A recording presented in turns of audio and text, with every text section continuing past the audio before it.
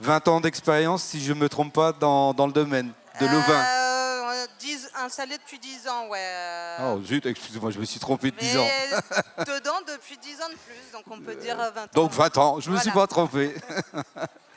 Donc tes spécificités, qu'est-ce que tu fais? Tu fais de la brebis Alors, tarasconnaise. c'est ça.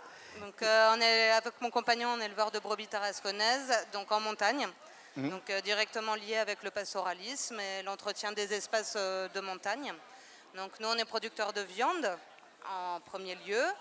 Et après, je transforme aussi la laine des brebis pour des créations artisanales. Ça, par contre, c'est une vraie originalité par rapport à tes confrères, consoeurs, confrères, parce que vous êtes assez rare à faire ce genre de choses, non? Oui, parce que j'ai pas forcément une race de brebis à laine. On appelle ça de la laine de pays. Parce que la tarasconnaise n'est pas une brebis à laine. C'est la tarasconnaise. Si, c'est une brebis à laine, mais qui était plutôt utilisée Enfin, à laine, évidemment, je dis une bêtise, mais... Et utilisée dans l'industrie pour du matelas, pour sa qualité de résilience, de revenir dans son gonflant, quoi. Du matelas, de la couette, de la nappe cardée. Moi, je la trie pour pouvoir faire du fil et en faire directement des vêtements, des pulls. Donc ça, c'est plus original, mais ça nécessite un tri, mais c'est tout à fait possible. Donc, si je veux m'approvisionner, donc c'est le produit que nous avons ici, oui, sur le stand. Oui. Tu vends comment? En circuit court, en distribution? Comment ça se passe? Aussi bien pour la laine que pour la viande, d'ailleurs. Aussi bien pour la laine que pour la viande, on est quasiment totalement en circuit court. Donc sur la laine... moi, je vais m'adresser à des boutiques locales. En fait, je travaille déjà en partenariat avec la Villature d'Ogno, qui est sur le territoire. Tu es labellisé nous ou pas du tout? Comment? Tu as le label du département, le label, comment ça s'appelle? Nous? Naou? Naou, non, je n'ai pas le label Naou. Moi, j'ai le label agriculture biologique. D'accord. Déjà. Tu as un label à toi toute seule. Voilà. J'en ai choisi un, c'est celui-là.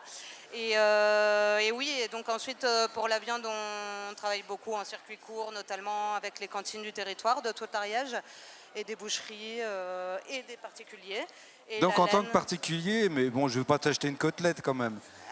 Un petit peu plus, quoi. On fait des colis. Qu'est-ce que... tu supposes qu'il y a des jeunes qui sont venus te voir.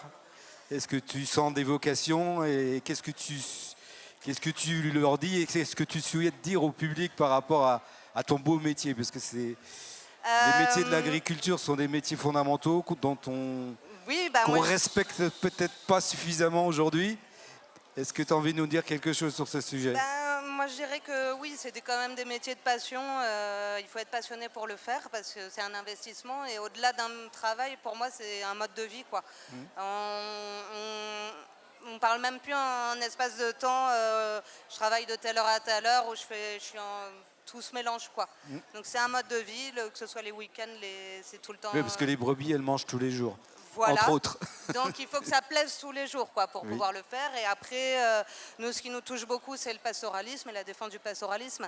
Donc la défense, le fait de mettre ces brebis en montagne pour valoriser le territoire, les espaces et l'ouverture pour que tout le monde puisse aussi pratiquer la montagne de manière agréable, quoi, que ce soit pour la randonnée, pour tout ça. Moi, c'est ce qui me plaît aussi dans le métier, le fait de rester sur les montagnes.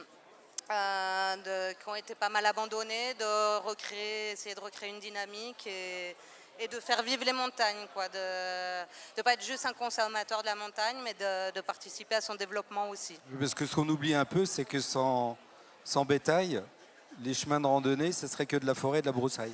Il ne faut pas l'oublier. Oui, c'est ça. C'est ça, c'est un tout, quoi. Et tu parlais d'espace. Est-ce qu'il y a de l'espace pour l'emploi dans ton domaine? Est-ce que tu peux prendre des vacances de temps en temps? Oui, ça arrive quand même, on s'arrange. C'est pas le plus facile, mais ça arrive. On embauche quelqu'un sur 10 heures parce que par mois. Vous êtes sur un processus de transhumance, hein, si je ne me trompe pas. On est sur les transhumances, ouais. Oui. Oui. Et tu as combien de têtes aujourd'hui? Nous, on a en brebis, Oui, on a 320 mères. Avec le renouvellement, on a 400 brebis à peu près, plus les béliers, puis les moments. Alors moi, j'y connais rien. C'est un petit, un grand, moyen, petit troupeau. C'est moyen. Pour de l'agriculture de montagne. Hein. C'est moyen. Après, c'est pas tout petit, mais c'est pas très gros non plus. Et nous, il faut voir qu'on est sur des espaces très étendus de montagne, avec pas du tout que des prairies, donc des espaces plus sales, plus forêt et bois, donc ça s'étend sur... c'est dans le nettoyage et tout. Non, c'est pas non plus des très grosses exploitations. Mais c'est une taille qui te va bien. Ça nous va bien, on vit à deux dessus.